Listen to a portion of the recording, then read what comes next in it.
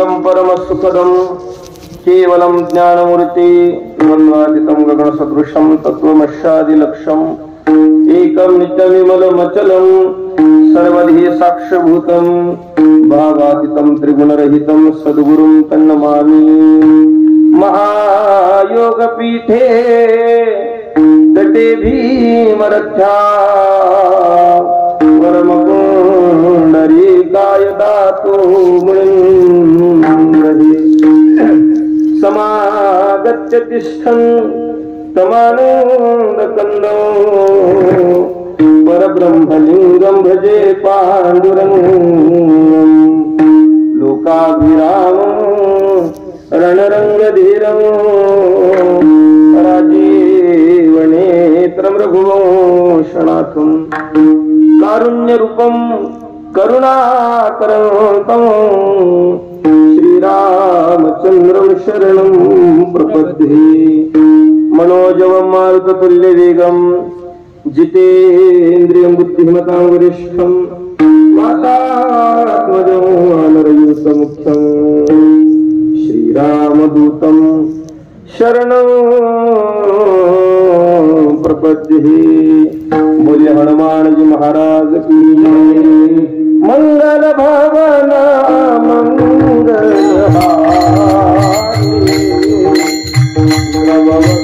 दशरथ अधीर बिहारी मंगल भवन मंगल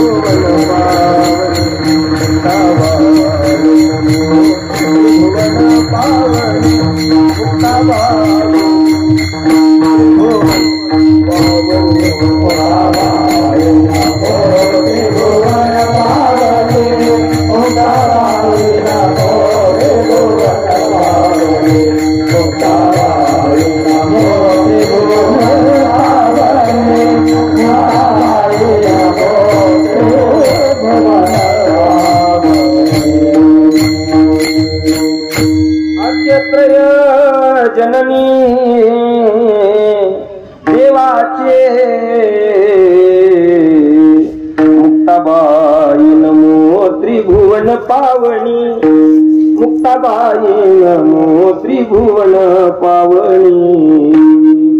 आता बंधू श्रुतिजन जे अखंड सावधान दया सत्रिकाळाचे ज्ञान सर्व काळ निरअभिमानी आता बंधू श्री संत सज्जन जे परमार्थाचे अधिष्ठान जयाचे निगीह ज्ञान प्रगटे जनी नरदेह परमार्थी लाविले तरीच याचे सार्थक झाले नाही तरी व्यर्थची गेले नाना आघाते मृत्यू पंथी देववसे चित्ती त्यांची घडावी संगती ऐसे आवडते मना देवा पुरवावी वासना उपस्थित श्रोते सज्जन भाविक मायबाप सेवेसाठी निवडलेला भंग संत हृदय सम्राट देहू निवासी जगद्गुरु तुकोबर यांच्या गत्यातील 4 चरणाचा अभंग आपण सेवेसाठी निवडलेला आहे. अभंगावर चिंतन करण्यापूर्वी अल्पसा परिहार देणे हे वक्त्याचं कर्तव्य आहे. आपण ज्या निमित्तानं इथं उपस्थित आहात ते प्रयोजन सगळ्यांना ज्ञात आहे. ज्ञानसिंधू परमपूज्य गुरुवर्य श्री हरिभक्ती पारायण पोपट नाना यांच्या अमृत महोत्सवाच्या निमित्तानं आपण सगळी गुणीजन मंडळी, वारकरी मंडळी, भजनी मंडळी, महाराज मंडळी आपल्या सगळ्यांच्या पवित्र उपस्थितीमध्ये हा उत्सव चालू आहे. आणि या चालू असणाऱ्या उत्सवातील आजची ही उपांत्य दिवसाची सेवा त्या निमित्तानं सगळी महाराजांकडे शिकलेली आजी माजी विद्यार्थी परिसरातील सगळी उंचीवरची असणारी वारकरी जीवन जगणारी मंडळी आहात. महामंडलेश्वर महाराजही उपस्थित आहेत. आधी मला नावं कोणाची माहिती नाहीत बरं. माहिती असती तर उपाण्यात घेतली असती मी. एखाद्याचं घेतलं तर मग बाकीच्याचा अवघड म्हणजे विसरून राहू शकत. माझा एक स्वभाव असा आहे की ते मला लहानपणापासून आठवणीत काही राहत नाही आठवण. आणि सहजासहजी तर नाव कोणाचं ध्यानात राहतच नाही. आज बोलणं जरी आपलं झालं तर उद्या मला भेटले तरी मला आठवणीत राहत नाही. एवढा विसरबोळा माणूस आहे. पण 25 झालं तरी अजून माय बापांनी लगीन लावून दिलं का? लगीन लावून दिलं तू विसरून आले तर कसं ऐका.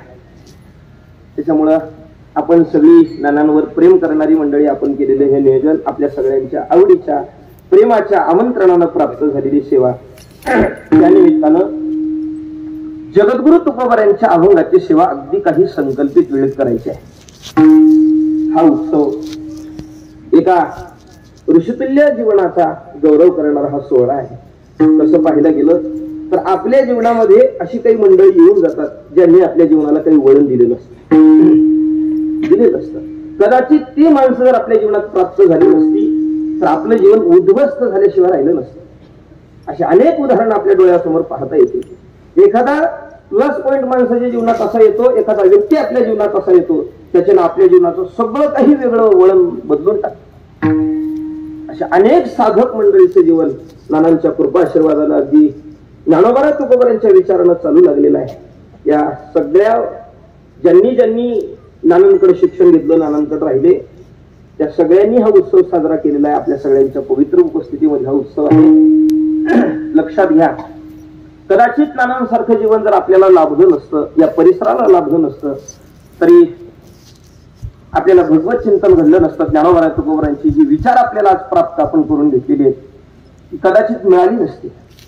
नानांसारखी अनेक मंडळी आपल्या जीवनात आहेत, नाना आपल्या जीवनात आहेत, म्हणून तर आपलं जीवन अगदी काही जणांचं सोन्यासारखं जीवन. फक्त एक आहे, प्राप्त झालेली संत, प्राप्त झालेला साधू आपल्याला लक्षात आला पाहिजे. प्रत्येकाच्या जीवनामध्ये संत भेटलेले असतातच, फक्त त्याची किंमत कळावी, तो पारखता यावा म्हणजे झाला. काही लोक म्हणतील महाराज संत मिळणं, साधू मिळणं कठीण आहे. बर, व्यक्ती स्वरूपाने आपण त्यांना शोधायला गेलो, सापडणार नाहीत. कठीण आहे, ओळखू येणार नाहीत, लक्षात येणार नाहीत. तर ज्या माणसाने असं शोधून पाहिलं, व्यक्ती केंद्रित होऊन परमार्थाची वाटचाल करण्याचा प्रयत्न केला, भेटली नाहीत त्यांना संत. पण ती माणसं ज्ञानोबा तुकोबरांच्या गाठ्याला जवळ करून तरी त्यांनी जीवन घातले का बघा. पण ती म्हणतात आम्हाला भेटले नाही. शब्द स्वरूपाला ज्ञानोबा तुकोबर आपल्या पुढे स्पष्ट आहे, पण तरी सुद्धा तिकडे माणसं परावर्त झालेली दिसत नाही. तिकडे जर परावर्त व्हावं वाटत असेल, आपले जीवन जावं वाटत असेल, तर ते केवळ ग्रंथ आपल्या समोर असून चालत नाही. ती आपल्याला कळावे म्हणून नानांसारखा एक ऋषितुल्य जीवन आपल्या जीवनासमोर असलं पाहिजे, आपल्या डोळ्यासमोर असलं पाहिजे. आणि आपल्या सगळ्यांना ते लाभलेलं आहे. हे आपल्या सगळ्यांचं सद्भाग्य. आणि याच उत्सवाची आजच ही उपांत्य दिवसाची सेवा आहे. तसं पाहायला गेलं तर तुमच्या सगळ्यांच्या पुढं मी उभं टाकून तुम्हाला काहीतरी शहाणपण सांगावं एवढा मोठा माणूस नाही. पण फक्त एक आहे, ज्ञानोबारा तुकोबारांचा करविले धरून चालणारा साधक म्हणून इथे बस. माझ्या याच्या पलीकडे माझ्याकडे दुसरी शिदोरी कोणती नाही. नाहीतर आपण सगळी विद्वान मंडळी आहेत, गुरुजन मंडळी आहेत. माझ्या वयाच्या दुपटीनं ते तिपटीनं परमार्थ केलेली मंडळी आहेत ही सगळी. काय मी यांच्या पुढे हे सगळं सांगणार आहे. पण एक आपलं बालक बोलावी अपेक्षेनं आपण सगळ्यांनी उभं केलेलं आहे. तुकोबारांच्या अभंगाची चिंतन आपल्याला अगदी काही मर्यादित जेवढी वेळ प्राप्त आहे तेवढ्या वेळेमध्ये आपल्याला ते चिंतन करायचं आहे. आजचा अभंग तुकोबार आहे. आपल्या जीवनात जी आवड आहे ती आवड पंढरीनाथा पुढे सांगू लागलेली आहे. ऐसे आवडते मना देवा पूर्वावी वासना. अप्रत्यक्ष रूपानं तुकोबारांनी या अभंगातून संतांची मागणी केलेली आहे. अप्रत्यक्ष रूपानं म्हणजे नाव घेतलं नाही पण लक्षण सांगितलं, मागणी केली. कोणतं लक्षण तुकोबार आपल्या पुढे देवापुढे ठेवलेले आहेत? ते लक्षण म्हणजे असं आहे, देववसे चित्ती त्यांची घडावी संगती. अभंग म्हणत असताना आपण सरळ म्हणतो हे सगळं, देववसे चित्ती त्यांची घडावी संगती असं म्हणतो. पण ते म्हणत असताना त्यांची घडावी एका सेकंदाचा स्टॉप घेऊन मग संगती असं म्हणलं पाहिजे. कदाचित तर त्याला आपण जोडून म्हणू लागलो, लगट म्हणू लागलो तर मग त्याचा विसंगती होते, शब्दाची होते ना अर्थाची होते. संत महात्म्यांचे शब्द हे व्यवस्थित म्हणले तर मग त्याचं ते आपल्याला सगळं काही प्राप्तही होणार आहे. नाहीतर बहुतांश भजनी मंडळाकडून हे चुकले जातं.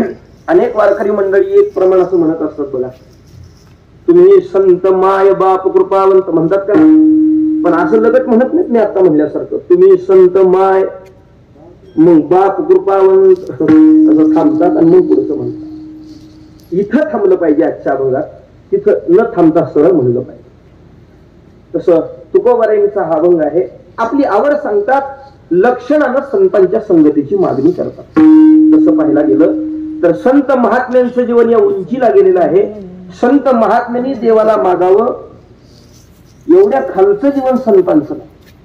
तुम्हाला आम्हाला मागणं तर लई बाजूला गोष्ट आहे, लांबची गोष्ट आहे. पण देवाला सुद्धा मागणं हे मात्र संतांच्या जीवनाला न शोभणार आहे. का तर संत महात्म्यांना मागायची गरजच लागत नाही. कोणत्या कारणानुसार संतांना मागण्याची गरज लागत नाही? त्याचं कारण असं आहे, संत महात्म्यांचं जीवन पूर्णत्वाला जाऊन प्राप्त झालेलं आहे.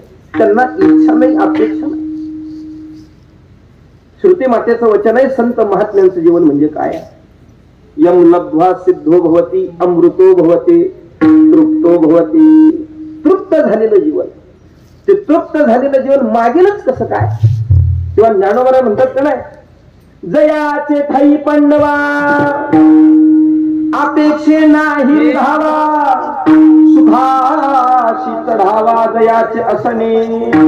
यांच्या जीवनात अपेक्षाच राहिलेली, अपेक्षा नाही, इच्छा नाही. किंवा सगळ्यांच्या पाठांतरातलं प्रमाण द्यायचं झालं तर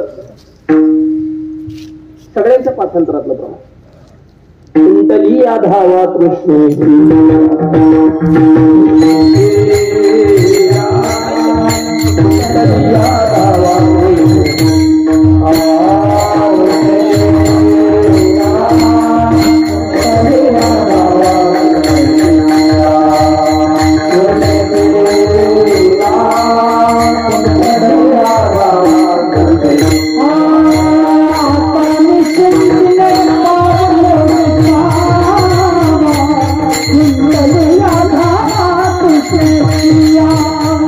कुंतली आधावा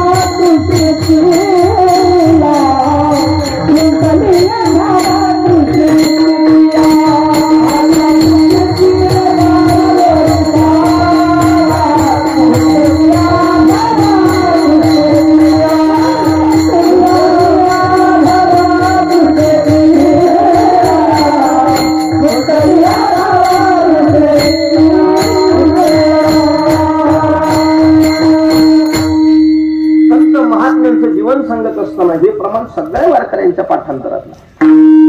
कसं आहे संतांचं जीवन? आता निश्चिंतीने पावलो विसावा, कुंतलिया धावा, कृष्णीची अपेक्षा करायची नाही संतांच्या जीवन. ऐका,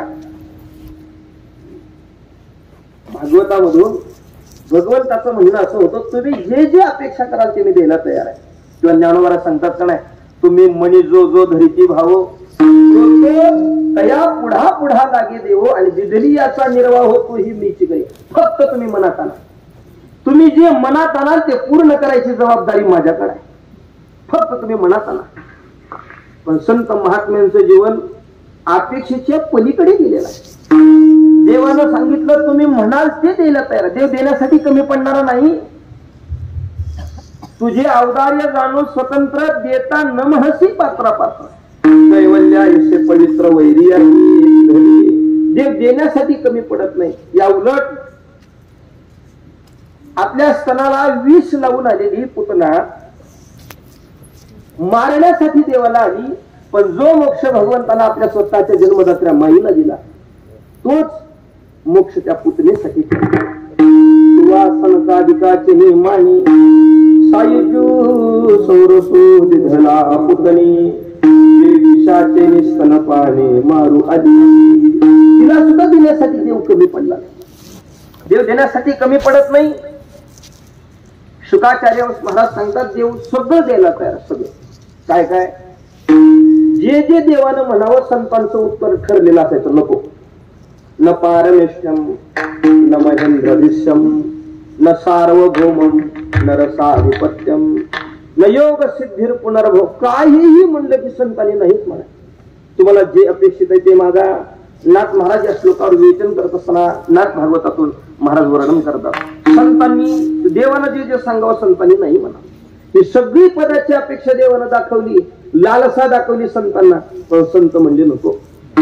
या संतांच्या अंतःकरणातली निरपेक्ष अवस्था नाथ महाराजांनी काय गोड भाषेत वर्णन केली. नाथ महाराज सांगतात या संतांसाठी हे सार्वभौम पदासारखी जी पद आहेत ना ती कसले नाथ महाराज सांगतात. ऐका, विष्टे माझी सगळे सनी पण शुकरा ते गोडपणे त्याचे कंटाळती शहाणे देवी मध्य सांडणे सार्वभौमता. काय गोड नाथ महाराज सांगतात बघा. ऐका, आपल्या सगळ्यांना हे कळण्यासारखी भाषा आहे. विष्टे माझील सगळे सनी. अति घाणच घाण काय आहे हो बोला. विष्ठा आहे का घाण आहे विष्ठा. पण ती घाण असणारी विष्ठा गोड कोणासाठी आहे? शुकराचे गोडपणे. डुकरासाठी ती घाण असणारी विष्ठा कशी आहे बोला की गोड. पण गोड असणारी विष्ठा जर ती डुकरासाठी गोड असेल, ती विष्ठा घाण असणारी विष्ठा जर त्या डुकरासाठी गोड असेल, डुकराला गोड लागली म्हणून शहाणी माणसं जवळ जातील का त्या घाणीच्या? काय करतील मग? नाथ महाराज म्हणजे त्या ते कंटाळती शहाणी. शहाणी माणसं मात्र त्याच्या जवळ सुद्धा जात नाही. का तर त्याला त्याचं ते खरं पद माहिती आहे. ते काय आहे त्याचं खरं स्वरूप त्यांच्या लक्षात आहे. म्हणून नाथ महाराज सांगतात त्या ते कंटाळती शहाणी. तसंच देवी मदभक्ती सांडणे सार्वभौमता. तसे सार्वभौम पदासारखी जी पद आहेत संत महात्म्यांनी लाथाळली आहेत. का तर या पदांचं सगळं खरं स्वरूप त्यांच्या लक्षात. ब्रह्मादिक पदे राजेश्राणी. म्हणून संतांच्या जीवनात अपेक्षा फक्त एक आहे, देवाला सोडून त्यांच्या जीवनात काही. नाथ महाराज सांगतात बघा, माझे ठाई अर्पिती चित्त ऐसे माझे भक्त माझे सुखी सुखी सतत अनासक्त सर्वार्थी. इतर गोष्टीच्या बाबतीत विचार करायचा ठरला तर अनासक्त आहेत. पण माझ्या बाबतीत जर विचार करायचा ठरला तर ते असं आहे, माझे ठाई अर्पिती चित्त ऐसे माझे निज भक्त माझे सुखी सुखी सतत. आणि इतर बाबतीत अनासक्त सर्वार्थी. अपेक्षा नाही तर कोणत्या गोष्टी. बरं बाकीचं सोडा. तुकाराम महाराजांचं जीवन बघा. होय झोपलेल्या मोक्ष कळलं गेले कीर्तन अवघड व्हायला हे. मग झोपू नका किंवा ऐका ऐका. आता सांगितलेला थोडा भाग वेगळा ठेवा. तुकाराम महाराजांचं स्वतःच जीवन जर आपण लक्षात ठेवलं, व्यक्ती केंद्रित आपण जर तुकोबाऱ्यांकडेच फक्त पाहू लागलो तर तुकोबाऱ्यांचं सुद्धा जीवन या उंचीला जाऊन प्राप्त झालेलं आहे. त्यांच्या जीवनात मागणं हे नाही. त्यांचं मागणं त्यांच्या पुरतं बाजूला ठेवा, त्यांच्या परंपरेचा विचार केला तर तुकाराम महाराज म्हणले काही मागणी हे आम्हा अनुचित. कसं काय? वडिलाची रीत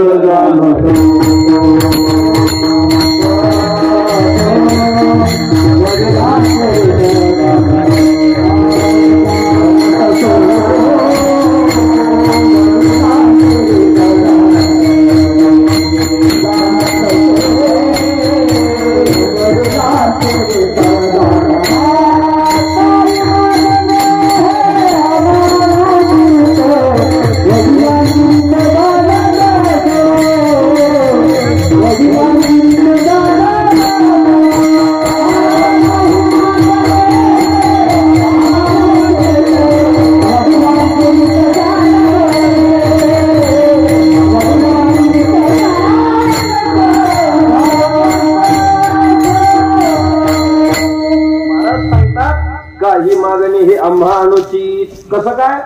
वडिलाची रीत जाणं. आमच्या वाडवडिलांची ही रीत आहे, मागितलं जात. माझ्या वडिलाची मिराशिगा देवा तुझी चरण सेवा पांडुरंगा उपवास पारणी राखीला दारवंता. मला सर्दी झाली आज, तुम्हाला दुधावरची भूक टाकावर घेऊ लागणार.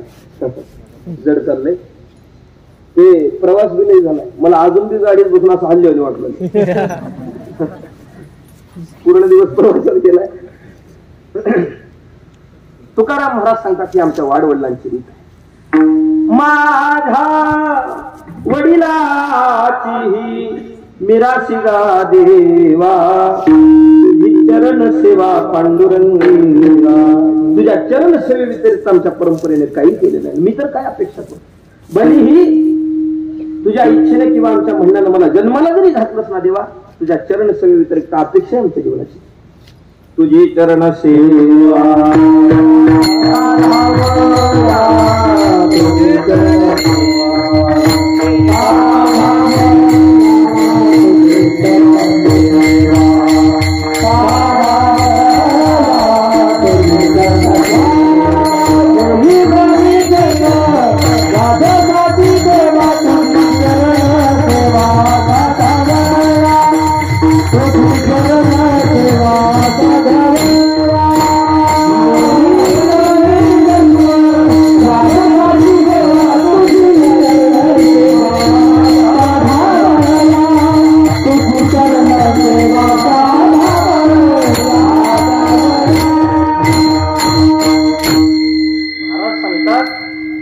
जन्माची जरी अपेक्षा वाटू लागली ना, पण कारण मात्र ठरलेलं आहे बरं माझं. तुझी चरण सेवा साधावया.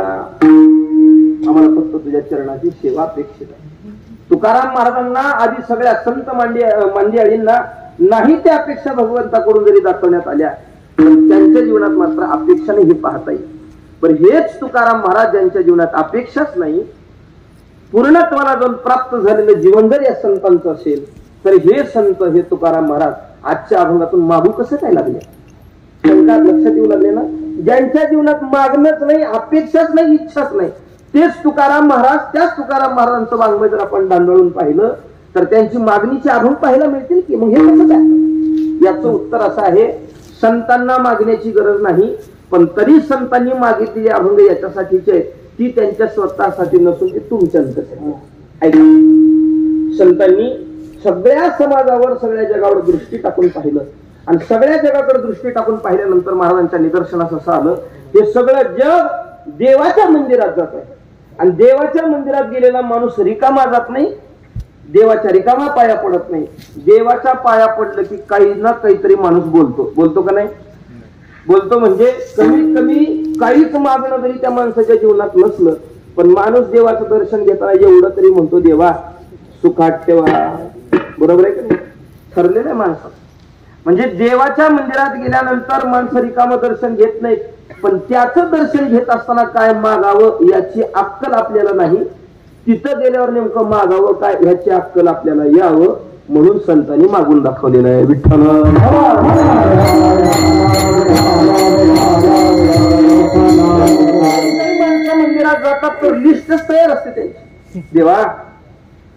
लगीन जमना गेले, वर्ग तर 35च्या घरात गेले. माणसाचं ठरलेलं. एरीवाडी माणसं कधी मंदिराकडे पण जात नाहीत, पण कदाचित त्याचं कोणतं तर काम आडलेलं राहावं. मग त्या दिवशी नारळ घेणार, उदबत्ती घेणार, सिंदूर घेणार, मग मारुतीरायाकडे जाणार, मग ते सगळं करणार. नारळ फोडल्यावर देवाला म्हणणार, मारुतीराया एवढं काम राहिलं तेवढं पूर्ण करा. महिनाभर नाही जाणार, पण काम राहिलं ज्या दिवशी आडलं त्या दिवशी जाईल. काही काही तर माणसं एवढी निर्लज्ज आहेत ना, माफी मागून बोलतो हे सगळं. अहो मंदिरात जाऊन दर्शन घ्यायला काही लोकांना टाइम नाही. बरं टाइम आता सोडा, मंदिरात जाऊन दर्शन घ्यायला यांचा जर वेळ जात असेल तर आपल्याला धर्मसंस्कृतीनं असं शिकवलेलं आहे, मंदिरात जाऊन दर्शन घेणं होत नसेल तर त्याला सोपा पर्याय आहे. भगवंताच्या दर्शनाची जी फलश्रुती आहे, कळसाचं दर्शन घ्या, तीच फलश्रुती पदरात आहे. बरोबर आहे का नाही? देवाचं दर्शन घेऊन जे फळ मिळणार आहे, कळसाचं दर्शन घेतलं तरी मिळेल का नाही? पण काही काही माणसं एवढी आळशी आहेत, कळसाचं सुद्धा दर्शन घेत नाही. कळसाचं दर्शन घ्यायचं सुद्धा काही लोकांना आळस आहे. हा आळसपणाचा किती कळस आहे हो. येत नाहीत माणूस. पण मंदिरात कदाचित गेले तर त्यांचं मागणं ठरलेलं. पण देवा पुढे गेल्यानंतर काय मागावं हे कळत नाही, ते कळावं म्हणून संतांची मागितली केली आपण. देवा पुढे सोडा, संतांपुढे चाललोय, जिथून संत विचार मिळू लागलेत. नानांसारख्या अनेक संत म्हणजे आईकडे आपण चाललोय. बरं तिथं गेलो तरी माणसाच्या जीवनातल्या ज्या अडचणी तेही ठरलेलेच आहेत. संतांपुढे गेलो, एखाद्या साधकांपुढे गेलो तर माणसाचं म्हणणं तरी काय? आपल्या जीवनाचा उद्धार कसा व्हावा हे म्हणतच नाही माणसं. संसारातल्या गोष्टीच्या अडचणी मांडू लागल्या. ल्यावे खावे बरे असावे सदैव हेची तरी हाव संसार. याच्या पलीकडे अपेक्षा नाही त्यांची. कीर्तन झाल्यावर एक मावशी माझ्याकडे आली आणि कीर्तन झाल्यावर मावशी मला म्हणली, महाराज तुम्हाला काही कळतंय का? मी म्हणलं माय कळतंय म्हणून लोक तर बोलू लागल्यात, तुझं काम नाही. मावशी म्हणली तसं नाही महाराज, मी तुम्हाला काही वेड्यात काढला गेलो. म्हणलं काय? मला वाटलं काहीतरी चुकलं असेल माझ्या कीर्तनात. माय काय चुकलंय सांगा. मावशी म्हणली चुकलं काय नाही, मला एक विचारायचं तुम्हाला. म्हणजे काय विचारायचं? मला वाटलं काही तुकाराम महाराजांच्या गाठ्यातलं विचारलं, ज्ञानेश्वरीतलं विचारायचं. मावशी म्हणली तसलं नाही. मी म्हणलं कसलं आहे म्हणून? मावशीनं सांगितलं माझ्या जीवनात अशी अडचण आहे. 10-12 दिवसापूर्वी जनावराच्या बाजारातून म्हैस घेऊन आले. ऐकायलात ना तुम्ही? 10-12 दिवसापूर्वी जनावराच्या बाजारातून म्हैस घेऊन आलो. बाजारात त्या म्हशीचं दूध काढून बघितलं होतं तर जवळपास 9 ते 10 लिटर दूध दिलं होतं. कुणी? म्हशीला दूध दिलं. किती? 10-12 लिटर बाजारामध्ये. आता विकत घेऊन तिला घरी आणलं. 10-12 दिवस झालं विकत घेऊन. आता तिला 2-4 दिवस झालं बघा. तीच म्हैस जिनं बाजारात 10-12 लिटर दिलं, घरी आणलंय तर 2 लिटर आणि 3 लिटरवर चिवून बसले तिला. मग तुझं काय म्हणणं आहे मावशी? मावशी म्हणली महाराज तिला काही चिटकी काय भानामती झाली का बघा. मी म्हणलं मला तर तसलं काही कळणार. महाराज मग पर्याय तर सांगा. म्हणजे पर्याय ये काय सांगतो तुला, ऐक. आता तू विचारलंय म्हणल्यावर गप्प तर कसं बसायचं? सांगतो ऐक. म्हणजे काय? एक काम कर, तुला 1 महिन्याच्या 30 महाराजाच्या 30 तारखा घेऊन देतो. 1 महिन्याच्या 30 महाराजाच्या 30 तारखा घेऊन देतो आणि रोज एक महाराज तुझ्या घरी धार काढा धाडतो. ज्या महाराजाच्या हातगुणानं तुझ्या म्हशीची धार वाढली त्याला सालगडी म्हणून तुझ्या घरी कामाला. आपल्याला संत विचार सुद्धा जिथं मिळाले तिथंही गेले तर संसाराच्या अडचणीत चालू आहे. तिथं गेल्यावर बोललं काय पाहिजे, देवा पुढे गेल्यावर मागितलं काय पाहिजे, तिथं अडचण कोणती मांडली पाहिजे हे आपल्याला कळावं म्हणून संतांची मागितलेली आहे. अशाच पद्धतीची एक अपेक्षा तुकाराम महाराज जगत कल्याणाची अपेक्षा स्वतःच्या मुखातून प्रगट करतात. महाराजांच्या पहिले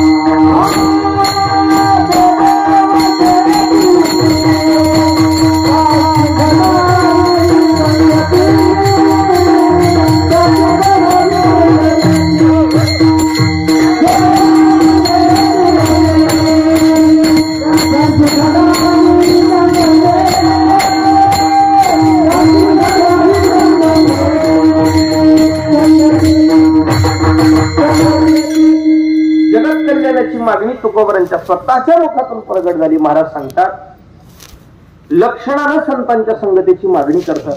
त्या संतांची संगती अपेक्षित आहे. कोणाची? कोणत्या संतांची? महाराज सांगतात, देव वसे चित्ती त्यांची घडावी संगती. देवा, तुझी वस्ती ज्यांच्या हृदयात आहे का नाही, त्या संतांची संगती मला अपेक्षित आहे. ऐका, देवाचं स्वतःच म्हणणं पाहिलं तर आपल्या सगळ्यांना ज्ञात आहे. ममैवांश जीवलोके सनातन मला षष्ठानेंद्रियाने प्रकृती स्थानी करशती तैसारध्यामध्ये मिरामू असता सर्व सुखाचा आरामू. आपल्या सगळ्यांच्या हृदयामध्ये देवाचं वास्तव्य आहे का नाही? बोला. आपल्या प्रत्येकाच्या हृदयात देव राहतो. देव राहतो म्हणूनच या जीवनाला खरं अस्तित्व आहे. बरोबर आहे ना? इथं जेवढी काही मंडळी कीर्तनाला आलेली आहेत, प्रत्येकाच्या हृदयामध्ये देव राहतो. राहतो का नाही? याच्यात देव राहतो म्हणूनच तुम्ही आम्ही कीर्तनाला आलो. कदाचित याच्यातला देव निघून गेल्यावर आपल्याला कीर्तन यायची गरज नाही. आपल्यासाठी पुन्हा एखादं कीर्तन ठेवावं लागेल. या शरीराला खरं अस्तित्वच याच्यामुळे आहे. याला ध्यात देव राहतो म्हणून. बरोबर आहे का नाही? देव जर प्रत्येकाच्या हृदयात राहत असेल तर तुकाराम महाराजांनी असं म्हणायला पाहिजे होतं, सगळ्यांची घडावी संगती. राहतो ना सगळ्यांच्या हृदयात, मग सगळ्यांची घडावी संगती असं न म्हणता ज्यांच्यात त्यांची जे अशी विशेष मागायची गरज काय? म्हणजे सगळ्यांच्यात राहत नाही असं काही दुमत आहे का? याचं उत्तर असं आहे, देव तर सगळ्यांच्याच हृदयात राहतो, पण सगळ्यांच्या हृदयात देवाचं वास्तव्य हे अंश रूपाने आहे आणि संत महात्म्यांच्या हृदयामध्ये देवाचं राहणं हे विशेष रूपाने. ज्यांच्या हृदयामध्ये देव विशेष रूपाने राहतो त्यांची घडावी संगती. मोगम बोलून चालणार नाही. का बरं संतांच्या हृदयात देव विशेष रूपाने राहतो याचं चिंतन पाहून पुढे चालू आहे. का आमचं हृदय आणि संतांचं हृदय फरक काय? त्यांच्या हृदयात विशेष रूपाने देवानं राहावं, आमच्यात फक्त अंश रूपाने राहावं. त्याचं कारण असं आहे, संतांच्या हृदयात काही विशेषता आहे. त्या विशेषता संतांच्या हृदयात असल्यामुळं तेथे देवाची वसती, तिथं देव राहतो. कुठं?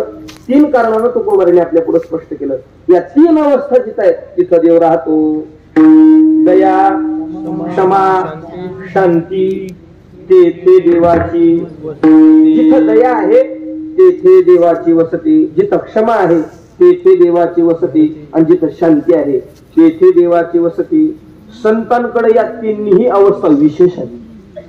आपल्याकडे नाहीत असं नाही, आपल्याकडे आहेत, पण आपल्यापेक्षा या 3 अवस्था संतांच्या हृदयाकडे पाहायला गेलं तर विशेष रूपाने अधिक आहे, अलौकिक आहे. पहिलं कारण कोणतं आहे? या 3 विकल्पना आपण पाहू लागलो तर पहिलं काय सापडेल आपल्याला? दया. ज्यांच्याकडे दया आहे तेथे देवाची वसती. संतांकडची दया. दया म्हणजे जेठालालची दया नाही ना. दया म्हणजे स्नेह. जुन्या माणसाला नाही कळायचं. दया म्हणजे स्नेह.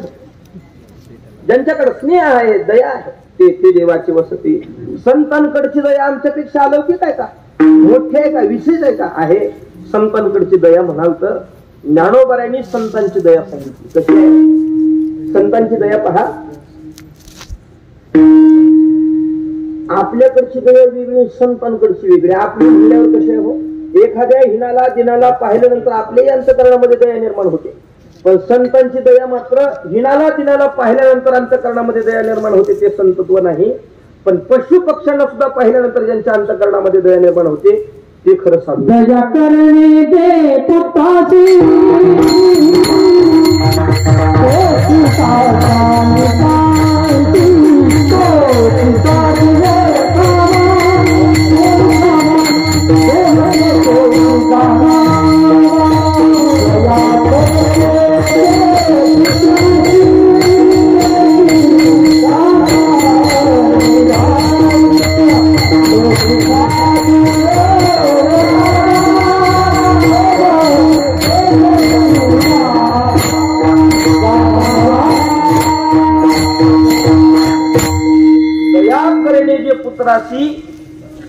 ते दासा. आणि गुरुवर्य नानांकडे पाहिलं तर आपल्याला हे निदर्शनास येईल, एकही रुपया विद्यार्थ्याकडून घेतला नाही, पण सख्या मायना आपल्या लेकरांना हाताने बनवून जसं जीव घालावं तसं नानांनी या सगळ्या विद्यार्थ्यांना खाऊ. ते विद्यार्थी सुद्धा नानांचे हातचं खाऊन एवढ्या उंचीवर जाणार आहेत काय? एके दिवशी बघत असताना यांची उंची नानांची टोपी खाली पडत या उंचीवर जाणार.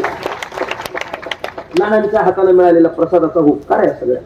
ऐका, जे स्वतःच्या लेकरावर संतांचं प्रेम असलं, वर्क पाहून त्याचं प्रेम कमी होत नाही. जे स्वतःच्या लेकरावर प्रेम असतं कोणी दासा आणि दासी.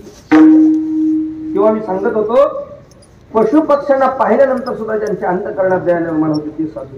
भूत दया गायी काढलेल्या जीवन वना माझी. संतांच्या जवळची ही दया आहे. ज्ञानोबा म्हणजे संतांची दया किती अधिक आहे एवढ्या पुरती मर्यादित नाही. ज्ञानोबांनी कळस केला संतांची दया सांगण्याचा. कळस पुढा हा स्नेह पाधरे मागा चालत अक्षरे मग शब्द पाठी अवतरे कृपा आधी. कळस केलं ज्ञानोबा. संतांची दया कशी आहे? पुढा हा स्नेह पाधरे. संतांच्या मुखातून अगोदर दया बाहेर पडली, नंतर शब्द बाहेर पडले. कदाचित संतांच्या मुखातून कधीतरी शिवी सुद्धा ऐकायला मिळेल आपल्याला, पण ती शिवी सुद्धा जगाच्या कल्याणासाठीच म्हणून बाहेर पडली. आणि त्या शिवीच्या अगोदर संतांच्या मुखातून दया बाहेर पडली. जगद्गुरु तुकाराम महाराजांच्या गाथ्याचं पारायण करणारी मंडळी आहेत आपण सगळे. महाराजांचा गाथा वाचू लागलो तर आपण व्यवहारात ज्या घाण शिव्या देत नाहीत त्या महाराजांच्या गाथ्यात पाहायलाही मिळतील आपल्याला. बरोबर आहे का नाही? मिळतील आपल्याला पाहायला. पण त्याच गाथ्यातल्या अभंगाची आज आपण फुलं ठेवून पूजा करतोय, त्याची आरती करतोय. शिव्या आहेत त्याच्यात शिव्या, पण तरी त्याची आज पूजा आहे. शिरसाबंदी आहेत. आपल्याला शिरसाबंदी आहेत असं नाही, देवाला सुद्धा ती अभंग तेवढीच शिरसाबंदी आहे. काय कारण आहे? ती शब्द नंतर बाहेर पडली, त्या शब्दाला सुद्धा किंमत ज्याच्यामुळे प्राप्त झाली. ज्ञानोबा सांगतात पुढा हा स्नेह पाझरे. त्यांच्या मुखातून स्नेह जे बाहेर पडलं, जी दया बाहेर पडली, त्या शब्दाला किंमत त्या दयेमुळे प्राप्त झाली. संतांच्या जवळची असणारी दया आहे. आणि ही दया संतांकडे अलौकिक पद्धतीची असल्यामुळं तेथे देवाची वसती, तेथे देवाची वस्ती म्हणून तुकाराम महाराज सांगतात त्यांची घडावी. विशेष रूपाने देव राहतो ना, मग त्यांची घडावी संगती. पहिलं कारण पाहिलंय. दुसरं कारण क्षमा. बोला की क्षमा. आपल्याकडे ही क्षमा आहे आणि संतांकडे ही क्षमा आहे. आपली क्षमा वेगळी आणि संतांची क्षमा वेगळी. आपल्याकडची क्षमा म्हणजे एखादा चुकला तर माफ करतो की आपण. बोला करतो की एखादा चुकला माफ करतो आपण. पण आपलं माफ करणं वेगळं आणि संतांचं माफ करणं वेगळं. आपल्या सगळ्यांना तुकाराम महाराजांचं जीवनपट माहिती आहे, सगळ्यांना चरित्र माहिती आहे तुकोबारायांचं. तुकोबारायांचं जीवन जर कदाचित आपण पाहू लागलो तर महाराजांचं जीवन आपल्याला असं निदर्शनास येईल. महाराजांना मंबाजी बुवानं काठीनं मारलं. इतकं मारलं 2-2.5 तास मंबाजी बुवा मारू लागले. मारून मारून मारून हात सुजले, हात लाल झाले, सगळं अंग मंबाजी बुवाचं लाल झालं. तोंडातून फेस आला, मंबाजी बुवा खाली पडली, चक्कर. काय झाले म्हणून महाराज तुकाराम महाराज बघू लागले तर काय मंबाजी बुवाला चक्कर आले, तोंडातून फेस येऊ लागलाय. तुकाराम महाराज त्यांच्या हातापाय सोडू लागले. पण त्यांना काही शुद्धी येत नसल्यामुळे तुकाराम महाराज पळत आपल्या घराकडे निघाले. पळत पळत पळत पळत आपलं घर गाठलं आणि घर गाठून अंगणातूनच हाक मारली, आवले तेलाची वाटी गरम कर, तेलाची वाटी गरम कर. महाराजांच्या पत्नीने विचार केला, रोज तुकाराम महाराज भजनाला चालल्यावर, कीर्तनाला चालल्यावर पकवाजाला कणिक जे म्हणायचे, कधी नाही तेलाची वाटी. काय झाले म्हणून दरवाजा आडून असं वाकून पाहिलं तर महाराजांच्या अंगावरची बंडी फाटली. लाल बुंद अंग झाले, सुजले तुकाराम महाराजांचा. बहुतेक तुकाराम महाराजांना कुणीतरी मारले. आईसाहेबाला वाटलं लई वेदना होत असतील यांना, लवकर तेलाची वाटी, डोळ्यातून पाणी आलं. तसंच ते सावरत सावरत आईसाहेबांनी तेलाची वाटी चुलीवर गरम केली.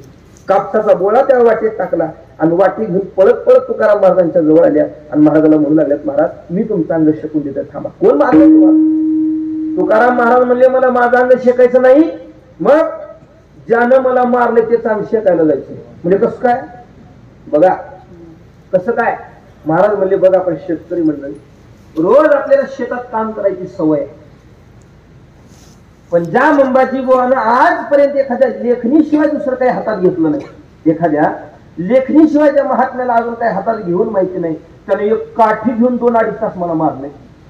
काय त्याच्या हाताच्या वेदना होत असतील, मला त्या कमी करायला जायचे, देवाटी केलं. आपल्याकडची क्षमा वेगळी आणि संतांच्या जवळची क्षमा वेगळी. एवढ्या पुरते हे प्रकरण थांबलं नाही. गावातल्या अनेक लोकांना फितवलं मंबाजी बुवाला आणि महाराजांची धिंड काढण्यात आली. धिंड माहितीये का तुम्हाला? फळ झोपलेल्या मावशी. वरात वेगळी आणि धिंड वेगळी. वरात कशाला म्हणतात? कौतुकानं ज्याला काढली जाते त्याला वरात म्हणतात. डबल आहे का? कौतुकानं काढली जाते त्याला वरात म्हणतात आणि हिनवून काढली जाते त्याला धिंड म्हणतात. धिंड म्हणजे महाराजांची गाडवावर बसवण्यात आलं महाराजांना. गाडवावर गावातली माणसं तुकाराम महाराजांना त्या गाडवावर बसून पुढे नाचू लागलेली आहेत. एवढं नाचू लागली ती धिंड गावात फिरू लागली. फिरता फिरता 1 तास झाला, 2 तास झाले, 3 तास झाले, नाचाची काय गडी थांबत नाही. तुकाराम महाराज गावातले लोक नाचायले आणि गाडवावर बसून त्याचा आनंद घेऊ लागले. फिरून फिरून फिरून ती धिंड तुकाराम महाराजांच्या दारात आली. तुकाराम महाराजांच्या दारात जशी ती धिंड आली, आपल्या दारात ही धिंड आली की तुकाराम महाराजांनी पाहिले. तुकाराम महाराजांनी आवलीला हात मारला. आवले बाहेर बाहेर बाहेर बाहेर. काय वाजवले, का गावातली लोक नाचले, पण महाराज बी काबर हात मारू लागले म्हणून त्या बाहेर पळत आल्या. बाहेर येऊन पाहतात तर काय, तुकाराम महाराजांना गाडवावर बसवले गावातल्या लोकांनी. गावातली माणसं नाचू लागलेली आहेत आणि महाराज गावातले लोक नाचलेलं गाडवावर बसून आनंद घेऊ लागले. आई साहेबांच्या डोळ्यात पाणी आलं आणि महाराजांना म्हणू लागले, म्हणजे महाराज अहो या लोकांना काही तुमचं कौतुक आहे का? तुकाराम महाराज म्हणजे कौतुक नाही तर काय? 2.5-3 तास झालं बेदम नाचलीच म्हणजे माणसं. मला गाडवावर बसवले आणि हे नाचायले 3 तास. नवरदेवानं किती बी सोय करू द्या, वर 25-30 मिनिट लय झालं नाचते सोय केल्यावर. काही नाही म्हणजे ह्याला चहा नाही, नाश्ता नाही, पाणी नाही, काही बी दिली नाही अजून, पण तरी 3 तास झाले बेदम नाचायले. ह्याला काही चहा पाणी नाश्त्याची सोय करतो. तुकाराम महाराज पत्नीला सांगू लागले. आई साहेबांच्या डोळ्यात पाणी आलं. आई साहेब म्हणजे महाराज या लोकांना तुमचं कौतुक आहे का बघा हो. या लोकांना जर तुमचं कौतुक असलं असतं तर या लोकांनी तुम्हाला गाडवावर नाही घोड्यावर बसवलं. तुकाराम महाराजांनी शब्द ऐकले. तुकाराम महाराजांनी ज्याच्यावर बसलो होतं त्याच्याकडे खाली वाकून पाहिलं आणि तुकाराम महाराज म्हणजे मी बसलोय ते काय गाडव आहे भाई. आई साहेब म्हणजे गाडव नाही तर काय आहे? तुकाराम महाराज म्हणजे तुला आणि या गाववाल्याला हे गाडव असेल, पण मी मात्र गाडव म्हणून याच्यावर बसलो नाही, मी घोडं समजून याच्यावर. गाढवाचे घोडे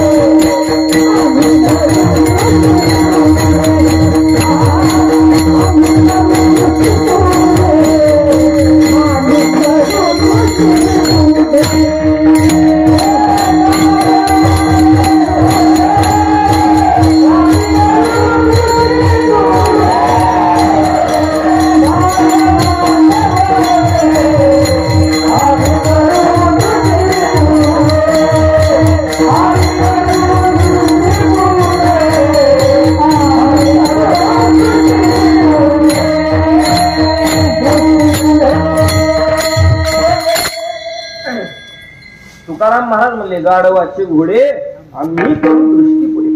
मला सांगा एक सोपं उत्तर मला तुमच्याकडून अपेक्षा आहे. तुकाराम महाराजाला गाढवातला घोड्यातला फरक कळत नसेल का? होय बोला की.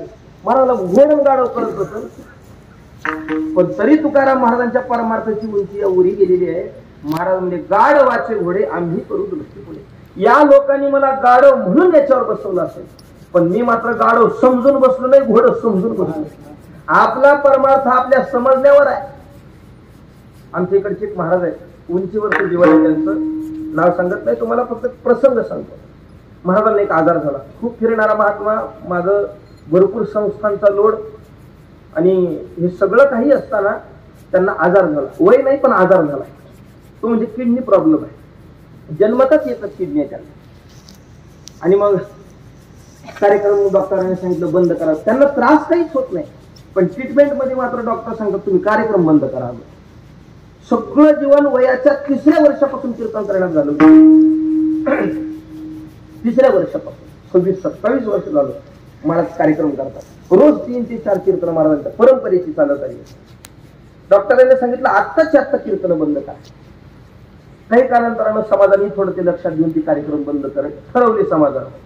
महाराजही थांबले, पण थांबल्यानंतर गुरुवर्य चंद्रशेखर महाराजांना ते बोलत असताना म्हणले की म्हणे महाराज, असं वाटतंय हे पोरग तर असं काही ग बसायचं नाही, ह्याला असला काही तो रोग घालावा, असलं रोग घातल्यानंतर तर हे एका जागी ग बसल, ज्ञानेश्वरी वाचल, गाथा वाचल, एवढा परमार्थ करून सुद्धा भगवंताच्या इच्छेतच हे सगळं काही माझ्या पदरात पडणं आहे, हे समजणं म्हणजे वारकरी जीवन उंचीवर जाणं आहे, आपलं साधक जीवन उंचीवर जाणं.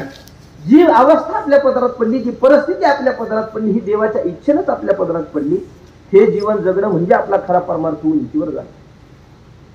वारकऱ्यांचं जीवन तसं पाहायला गेलं तर एवढ्या कठीणतेच्या काळात जाणार असतं, जेवढं दुःख खऱ्या संसारिकाला नसतं, पण त्याच्यापेक्षा कितीतरी जास्त पटीचं दुःख संसारातलं दुःख असेल, परिस्थितीचं दुःख असेल, वारकऱ्यांच्या जीवनात पाहायला मिळेल. अशी अनेक डोळ्यांना आपण उदाहरणं पाहत असू, ज्या वारकऱ्यांचा संसार सुद्धा नीट नाही, कशातच नीट नाही, पण त्यांच्यासारखे आनंदी जगात कोणी नाही. काय कारण आहे हे सगळं होण्याचं? त्याचं कारण फक्त दोन पद्धतीनं कारण पाहता येईल. एक भगवत भजन आणि दुसरं म्हणजे ज्ञानोबाराचे विचार. फाशी घेतल्याशिवाय त्यांच्या जीवनात कोणती पर्याय उरली नसती, एवढी परिस्थिती बिकट आहे काय वारकऱ्यांच्या जीवनावर. पण असं असल्यानंतर सुद्धा अगदी आनंदानं एखादा श्रीमंत माणूस जसा आपले जीवन तोला मुलानं सांभाळून आपलं जीवन पार पाडतोय ना, अगदी त्याच उंचीला ती साधक मंडळी पार पाडतायत. त्याला तारलं कोण जर असेल तर एक भगवत भजनानं आणि दुसरं ज्ञानोबाराय तुकोबारांच्या विचारानं त्यांना तारलं. ही परमार्थाची खरी उंची. मी कशासाठी बोलतोय हे सगळं? तुकाराम महाराजांनी हे उत्तर दिलं की मी समजून याच्यावर बसलोय ना, गाढव समजून बसलो नाही, मी याला घोडं समजून याच्यावर बसलो. आपला परमार्थ आपल्यावर अवलंबून. एवढ्या लोकांनी तुकाराम महाराजांचा तिरस्कार केल्यानंतर सुद्धा त्यांच्या कल्याणासाठी तुकोबारांचे विचार आपल्या पुढे स्पष्ट होत असतील. एकही भ्रट शब्दानं तुकाराम महाराजच्या गावातल्या कोणा लोकांना बोलायला गेले नाही की तुकाराम महाराजांच्या जवळची असणारी क्षमा आहे, एकाही शब्दानं बोलायला गेले नाही. अशी संत महात्म्यांच्या जवळची असणारी क्षमा अलौकिक आहे.